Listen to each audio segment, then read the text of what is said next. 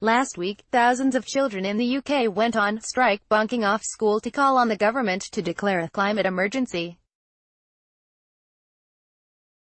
The inspiration for the strike was 16-year-old Swede Greta Thunberg, who refused to attend school and protested for weeks outside the Swedish parliament over climate change.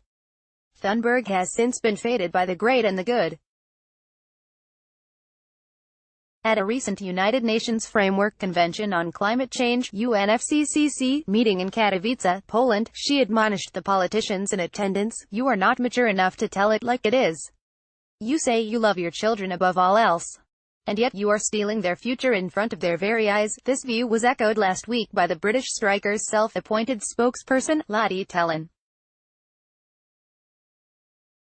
"If we don't strike now, then we are getting educated for a future that we don't know is going to exist," she told the BBC.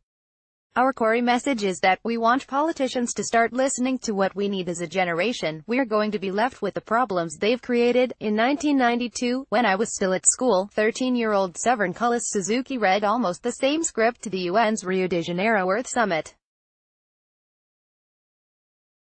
She claimed to be fighting for future generations.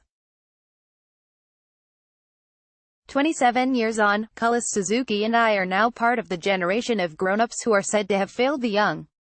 But have we really failed them? 9% of children born in 1992 did not reach their 5th birthday. By 2015, that number had halved. Approximately 10,000 fewer infants die per day than in the 1990s.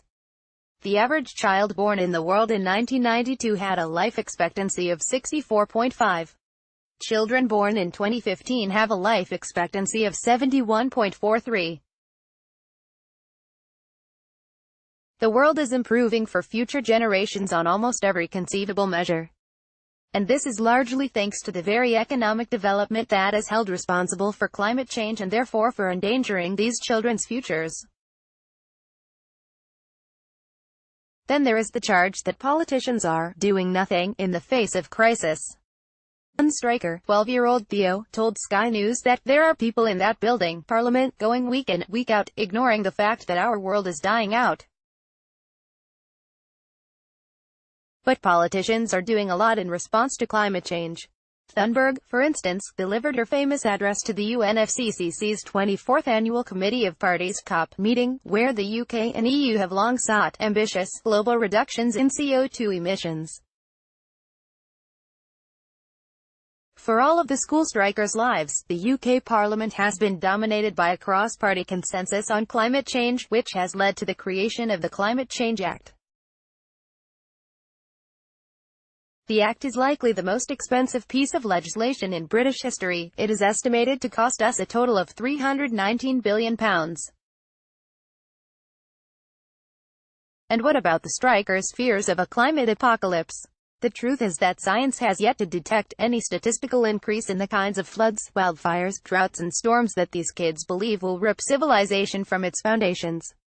Extreme weather today kills barely 2% of the number of people it claimed in the early 1900s, despite the global population increasing from 1.65 billion to 7.7 billion.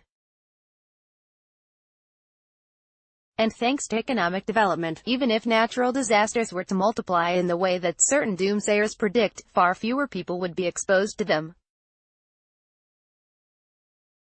It is therefore highly unlikely that any of the strikers, their children or even their great-great-great-grandchildren will ever experience climate change-related devastation. It would be moving to see children organizing themselves spontaneously for a political goal. But children do not rise to global prominence under the steam of movements of their own creation. Last week's day of protest was trailed all over the news media before the event. And it was NGOs, not children, who organized the spectacle and its PR, booking children of green activists for media appearances and interviews.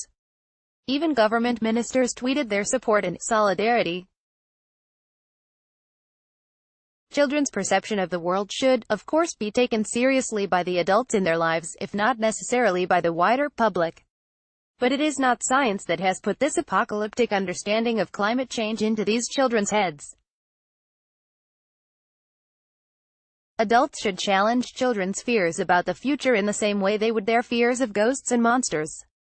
Instead, teachers, journalists, broadcasters, academics, politicians and even scientists have told them that they are going to die horribly and that they have no future.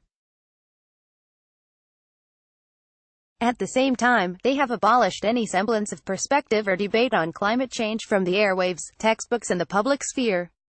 These children aren't engaged, they are scared stiff. Ben Pyle blogs at Climate Resistance. Picture by Getty.